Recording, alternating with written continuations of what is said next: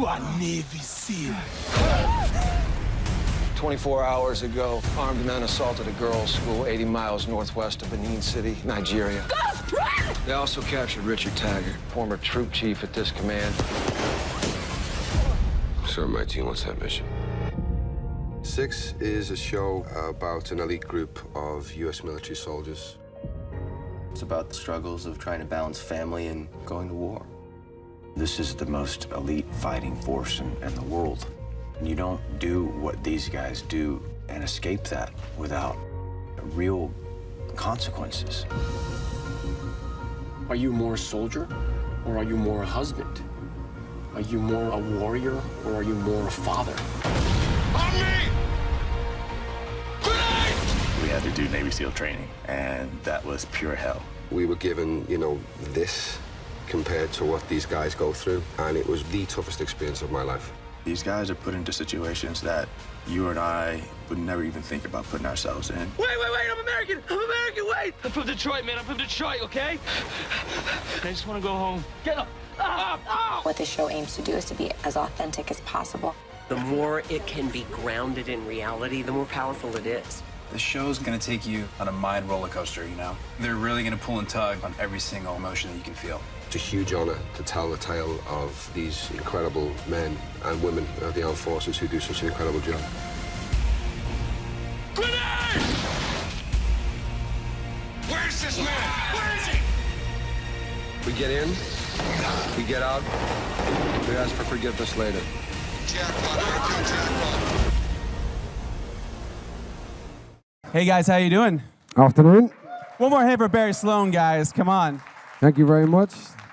Now that's a trailer, man. That's a show trailer. Yeah, that's not bad. That's not bad at all. Quite That's not good, bad yeah. at all. Was it feel like to obviously having labored on something for so long and then have it finally starting to hit the consciousness, have it go out there, you know? It's great because, you know, we filmed this a while back. We did the early part of the training for this, you know, January last year. So it starts to feel like a very expensive hobby that nobody's getting to share. So it's nice that finally people are going to get to see it soon. So yeah. Is your family like excited to see it? Are they clamoring to get a screener or something like that? Yeah, they are. They're you know, my brother is a huge Call of Duty fan. So as soon as I got to do this, he was like, "Fuck!" You know, like so he's very pleased. So it's going to be good for them. Yeah. Yeah, I mean, I think we saw a little bit in that trailer right there. But I mean, obviously that boot camp training, that's something every guy thinks about doing every once in a while. I mean, what was that experience like? I mean, were you guys working with real military guys on that? We were. I mean, I'm not going to lie and say it wasn't awful, because it was. Look, if you sign up for that training when you're 17, 18 years of age, and this is your calling, your vocation, something you want to do, then you're geared to do that. As a 35-year-old man who has been his own boss for a number of years and didn't choose a career in the military, it was a huge kick in the teeth. I mean, they put us through the ringer. This wasn't an actors boot camp. You know, we have the same producers on this show that worked on Band of Brothers and The Pacific, and they put those actors through a certain type of boot camp, but it was a lot more contained and a lot safer in many ways than this was. We were sleep deprived. We were physically exhausted. We were beaten down. We were wet and sandy for the entire time. But you know what? It was incredibly important that we experienced this, to walk a mile in these guys' shoes, to feel what it is, and to create a brotherhood, truthfully, that you can see on screen with this show. Like, I'm closer to these guys than I am with some of my closest friends that I went to school with, because you break past all that, you know, alpha male bravado stuff that goes on in big groups of guys. And when you've cried and broken down in front of these men within the first couple of days of this arduous training, you know when someone's just putting a front on you. Like, that's not you at all. So don't try and be the tough guy here, because I know you're fucking afraid of water. You know what I mean? I know this. So, and that was all of us. I mean, was there one particular challenge or adversity that you guys had to really push through that really brought the team together? What was like the most difficult thing you guys had to do? We all had breaking points at different parts. Edwin might kill me for bringing this up, but Edwin couldn't swim, like literally couldn't swim. And day one, they threw him in a pool and said to me, make sure he doesn't drown.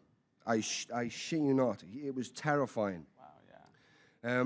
And literally, he had to go down to the bottom, walk, get back to the top, go down again, walk until he became somewhat comfortable with this. But this was the real deal. They were, you know, whenever you reach the point, and I had a couple of moments where, you know, your ego is placed in front of you, and we don't get many opportunities in life to do that, to see the vulgarness of your own ego, and especially in privileged positions sometimes in this profession where people pander to you a little bit. I mean, not in England, because, you know, actors are treated like we should be, lower, but in the States we get treated a little bit nicer. So to take a look at that and go, you know what, this is a line that I've drawn. Their advice is, we advise you to draw a new line right now and push forward aggressively without question. And it changes you immeasurably as a man.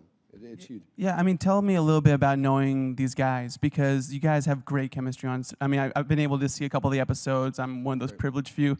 It really, really works. You know, you guys definitely seem like a brotherhood. You know, when these shows come together, sometimes there's timing, scheduling stuff. Some people fall out, fall in. I mean, what was it like getting to know them? I mean, was that first experience at the boot camp, or did you guys get to hang out a little bit before? No, the first time we met was en route to SEAL Fit in Encinitas. They put us in a van. We got there. We just started to get to know each other, and then the next morning we were on the grinder, getting put through our paces with hoses in our face. You know, it was like sink or swim, and you know, either some people chose to stay in character. Others, you know, found their own way in different ways of coping with it. But yeah, we bonded, you know, so well. And why it was so necessary is because by the time we got onto set, nobody was turning up trying to play a Navy SEAL. You know what I mean? Everyone had earned the right to just breathe and just to be these guys. And one of the most interesting parts of this show, and where I feel it sings more, is the home life and seeing these guys effectively go on business trips. So you go away on a Thursday to Syria, say, and they have a mission to do, and they come back and they're doing the school run Tuesday morning, you know? And it's like, which hat do you put on when you enter the door, you know? How much do you disclose to your friends and loved ones? How much do they need to know? How much do you need to release from your psyche? So they're very interesting men, and very, you know, when you actually meet these guys, very calm, very down to earth, because these are genuine tough guys. These are guys who have literally nothing to prove to anybody. So they're a really interesting character study.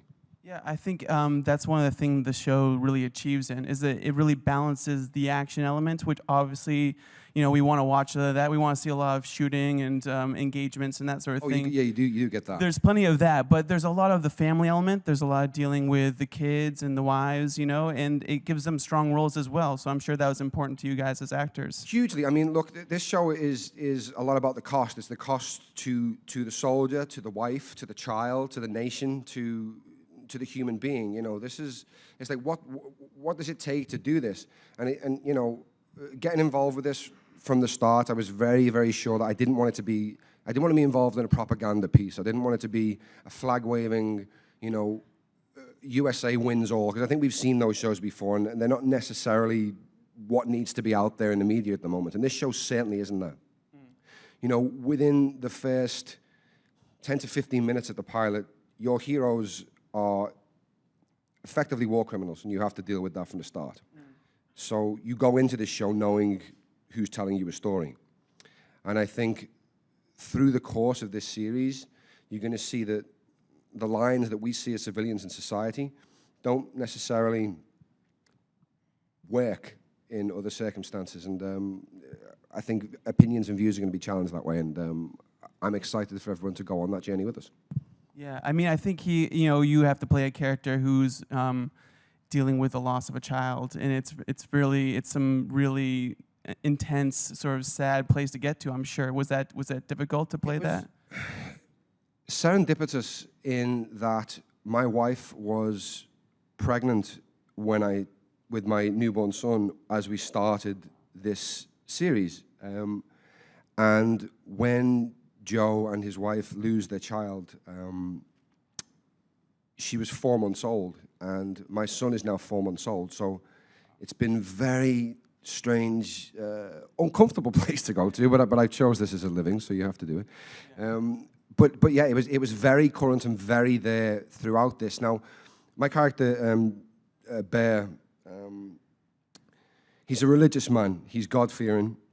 He's killed a lot of men in his job, in his profession, and so when he loses a child, and also one of the major plot points for mine and my wife's character is they can't conceive children. He doesn't have the ability to father any more kids, so therefore he believes God has taken away not only his child, but his ability to father any more children. And it's seeing his belief in God questioned, his belief in his country questioned, his belief in himself as a man questioned. And it was a really interesting character to play, and you know, to do service to these, you know, everyone's going out and watching superhero movies left, right, and center now. It's a very popular medium. These guys are it. They are without wanting a fanfare or thanks.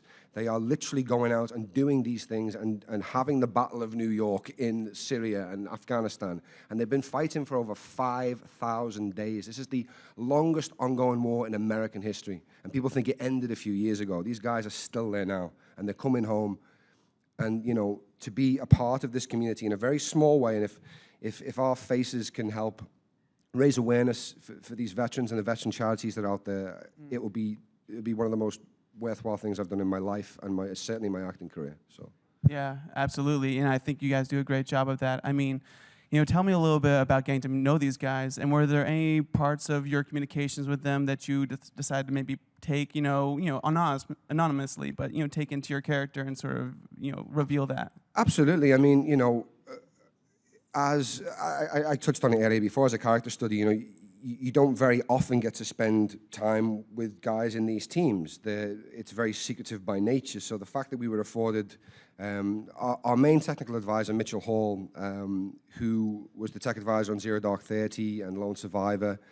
So we were very fortunate to have him work on this. And, you know, he was of the opinion of, okay, if I'm putting my name and my reputation as a Navy SEAL out, then this is going to be an incredible show and done the right way, because the show is going to happen regardless, but I'm going to make sure that I'm part of this and I can make sure that we aren't doing a Hollywood version, we aren't over-glamorizing, over-glitzing, making grenades sound bigger than they are, because apparently they're not actually that big when they go off, is something that I've learned.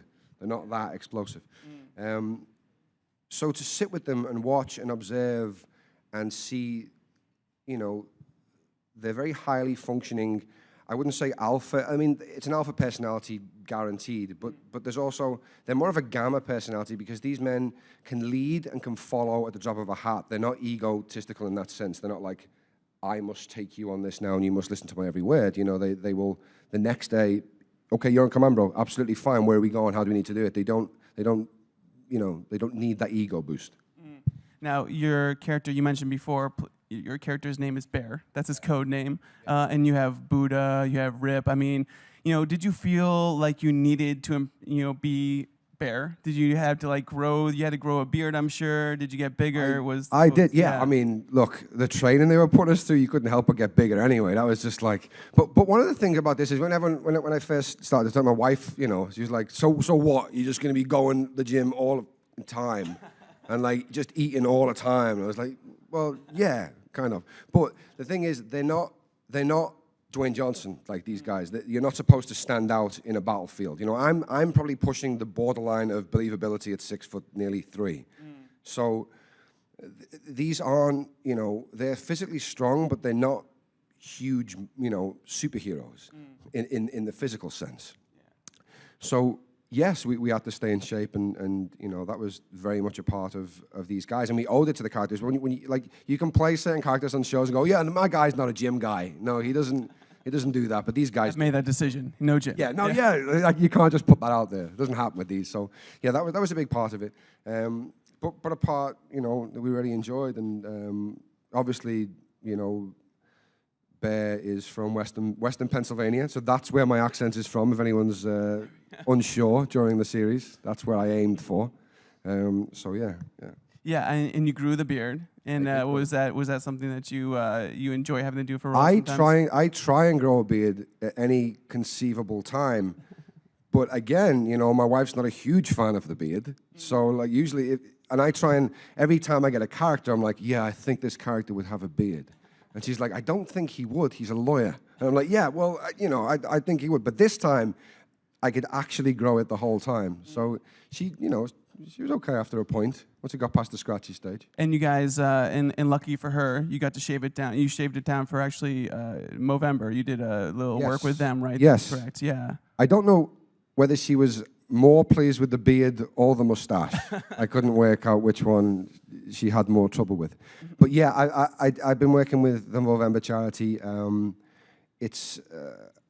If people aren't familiar, you mind just yeah, it's a charity dealing with men's health and getting men speaking about their mental health situation. I lost my grandfather to suicide a number of years ago, and he was unable to vocalize how he was feeling and what he was going through. And this happens a lot with men in the world. We're conditioned by society believe that speaking about your feelings weakens you, when in fact it strengthens you beyond anything. And so when the opportunity to work with this wonderful charity came about, I was like, yeah, whatever you need me to do. And, you know, one of the most amazing things is, just raising awareness by growing a mustache for the month of November is fantastic. But another initiative, for example, that they're trying to get off the ground is to train barmen and barbers. Because a lot of the times that's when a guy will open up either to someone behind the bar or the guy who cuts their hair. They will speak. They have a bit of privacy. They will get it off the chest. And so to encourage these guys to be the first port of contact to say, do you know what?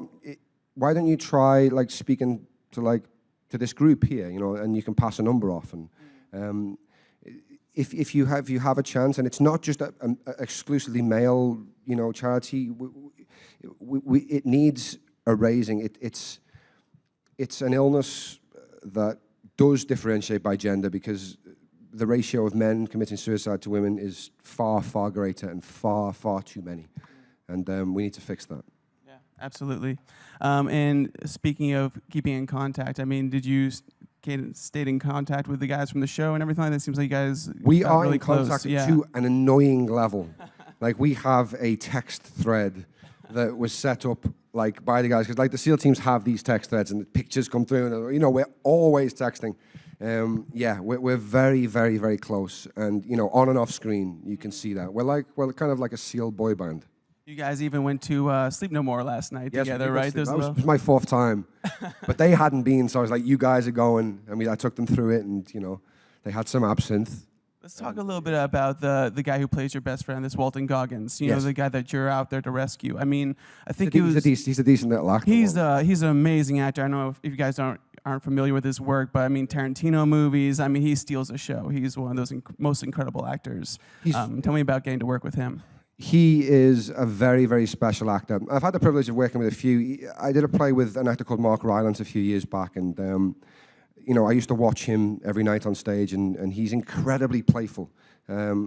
As actors should be. He risked failure every step. Like, he didn't care if a choice worked. He just aggressively went for it. Walton has that same quality. He demands honesty. He demands truth, and he will get it out of you if that requires a slap before action. If that requires calling you the most vile vermin creature before you go for a take to get your head going, he will use these maneuvers. And he's wonderful to watch. And his performance throughout this series is breathtaking. And I'm sure people are going to gravitate towards his performance in this. It's very special. Is he just as radical in real person as he seems on screen? He just seems like one of those elements that you can't really be sure of. He is, you know, the definition of lightning in a bottle. You don't know what he's going to do, but that's the brilliance of it. And if you're comfortable enough as an actor to just go, yeah, okay, I'm just going to riff off you and you know, hit some balls at you and see what you're going to do with them. You know, he's great fun, and he made the show sing. He's astounding. I mean, and what's it like as an actor when, you know, obviously these shows, they come together, and this is it's a miracle when any show comes together, let's be honest.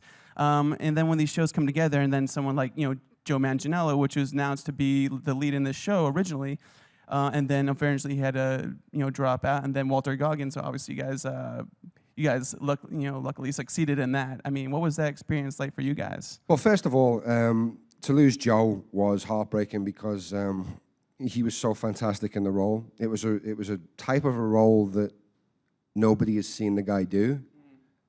So I think it would have been really interesting for people to see him go there and break in that way. But mitigating circumstances and his health at the time, which was quite scary during filming.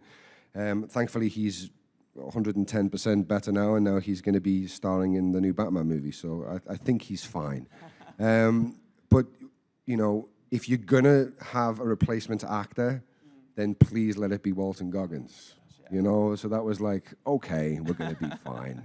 And it was very smart casting because, you know, he's not, you know, if you're being a very base casting director and you have Navy SEAL Team 6 guy, you know, probably Walton Goggins isn't your first choice if you're being basic.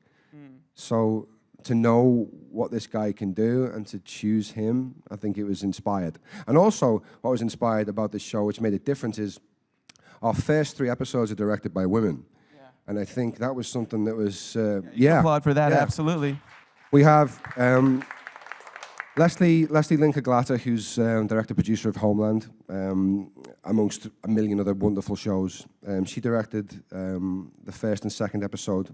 And our third episode is directed by Kimberly Pierce, who was the director of an Oscar-winning wonderful movie called Boys Don't Cry. So to have these stories told through the eyes of women to get our world moving, I think is what sets this apart from other shows of the ilk prior to this. I think I know what a man's brain would do with guns and explosions and soldiers. So Leslie came at it from a very different standpoint, and just from an aesthetic point of view, the way she wanted to shoot the show was when we're at war. If you've seen in a few snippets there, it's on the steady cam, it's very static, it's very controlled. This is where these guys feel at home, feel calm, feel stuttered. When it's me and my wife discussing home life, it's like Saving Private Ryan. It's like, just moving around, it's like, fuck, I just can't put the eggs on the stove, and you know, trying to function in a normal way. It's really interesting, and their take on it is very good. It creates that real tension, that real sort of element there. Absolutely. It's fantastic. So I guess there's a couple questions out there in the audience. We'll start right there. Hello. Hi. Hi, I'm Adrian. I've been a fan since Jerusalem. Oh, thank you. Been back there, loving Mark Rylance. Not sure if I loved your character there. But No, he was a bit of a nasty man. But so you have quite an eclectic portfolio for acting. Thank you. And I see like this seems to have a lot of grit in this film, and I feel like I can relate some with a lot of family in the military. So I'm wondering what you're hoping to get the audiences to bring home from it, because what I'm seeing in my life with military versus some of the things I've seen on television don't always match up.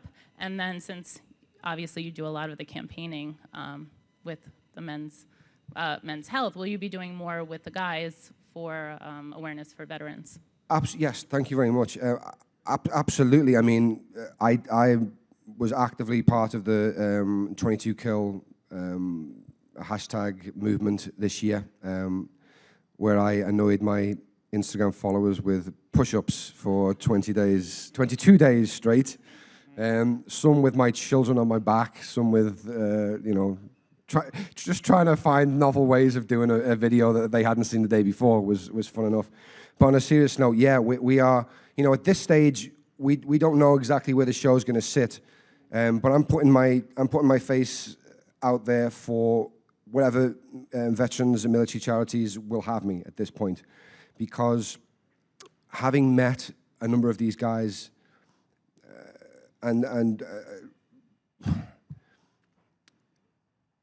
you can't do a more selfless job. You really can't. It is above and beyond. They are, in some cases, not looked after very well, and in some cases not looked after at all, and in other cases drugged up so much that they don't know what's going on. So there's initiatives, Farmer Veteran, which I was at a dinner for the other day, where they're trying to get ex-servicemen into farming, because 1% of the United States are farming currently, and 1% serve in the military. So if you can get those guys from predominantly rural areas to come in and start working in the fields, giving them a job, getting them out of the house, getting them, you know, functioning back into a society of sorts, you know, that's great. So any of these charities that we can be a part of, we will do. That will come down to how these veterans receive our show. That's going to be for them. But if it's received well and they find it respectful and they find that the story we're telling is a truthful one, which I know it is, then you know, we'd be happy to do everything. Fantastic. Yeah. Next question. Hey Barry, I loved you on Revenge, and I wondered if you had martial art training for that and how it prepared you for training for the 6.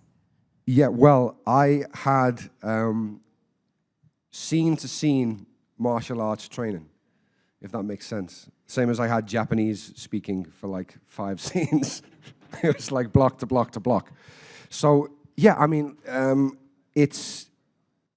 we would do, you know, I've done you know, some kickboxing, some boxing myself. I haven't done the level of martial arts that Aiden could do. That was somewhat down to an incredible stunt double as well. But I'm going to say I did 50% of the things that you see on that show. I definitely did all the stuff with my face, which is, you know. 50%'s not bad. But thank you. I love that show as well, so I'm glad that people enjoyed my time on it. It was a lot of fun with a lot of good people. Absolutely. And one last question right there. Hi, Barry. You Hello. talked about the physical aspects of becoming your characters. I was curious of how the audition process was. Was that more of a mental process than the physical, or was it kind of equal? Well, the initial, you know, I took some initial meetings with the producers when the scripts came across, and all the things I said early on, I had concerns about, would it be this type of show, would it be this? Is an Englishman, quite frankly, the right man to play a lead in this show? So I had a number of questions which were answered. Physically, I think you had to be at a certain capacity to be able to do the training and to be believable as a man who's a 30-odd-year-old veteran. So you had to be in shape to some extent. But mentally, our test was the SEAL Fit training. Now, we were told subsequently, had any of us dropped out of that, we would not have been in the show. So, and a couple of us came close. So that would have been career-changing for a lot of us. We had to earn the right on some level, on a very small level, to portray these warriors. And I think, yeah, that's what it was, yeah. Thank you.